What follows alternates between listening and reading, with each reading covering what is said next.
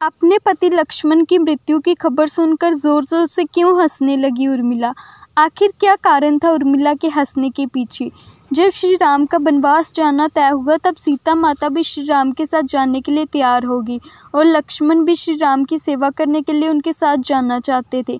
उन्होंने अपनी माता से तो अनुमति ले ली, लेकिन संकोच में थे कि उर्मिला से क्या कहें, उससे कैसे समझाएं।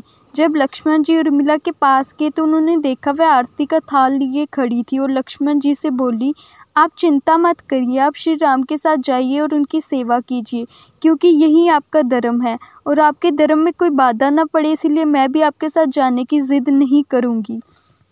इसी के साथ उर्मिला ने एक दीपक जलाया और कहा कि मेरे स्वामी की सांसों को कभी बुझने मत देना।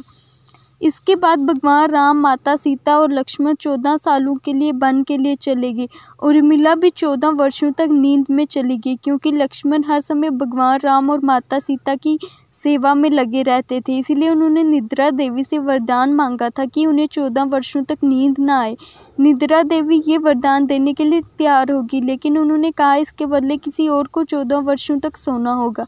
इसीलिए उर्मिला 14 वर्षों तक सोती रही।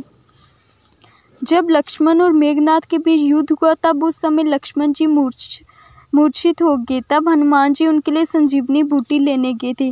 संजीवनी बूटी लेकर जैसे ही वह अयोध्या से गुजरे तो हनुमान जी को राक्षस समझकर भरत जी ने उन पर तीर चला दिया और हनुमान जी नीचे गिर गए। हनुमान जी ने भरत को सारी बात बताई कि किस तरह मेघनाथ ने लक्ष्मण पर हमला किया, इसीलिए वह उनके लिए संजीवनी बूटी लेकर जा रहे हैं। लक्ष्मण जी जैसे ही मूर्छित हुए उर्मिला नींद से जाग गई थी।